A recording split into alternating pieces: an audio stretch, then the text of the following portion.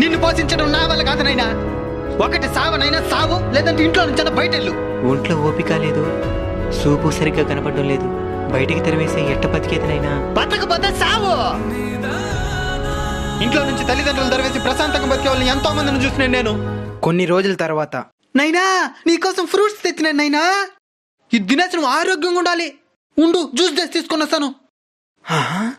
తాత మొన్నటిదాకా సావమంట ఉన్నాడు, ఇప్పుడేమి ఇంత ప్రేమ చూపిస్తున్నాడా? ఈ రోజు నాకు పెన్షన్ వచ్చే తేదీనైనా. ఆ డబ్బుల కోసమే వాడు ఇవన్నీ చేస్తూ ఉన్నాడు. ఇవన్నీ తెలుసు కూడా ఎట్ట తాత వాడి మీద ఇంత ప్రేమ చూపించగలుగుతున్నావా? కన్నవాళ్ళం కదనైనా, కఠినంగా ఉండలేకపోతున్నాం. మా అలాంటి ముసలి వాళ్ళందరూ మీ పెళ్ళిళ్ళు చూసి చనిపోవాలని ఎందుకు ఆశపడతామో తెలుసానైనా.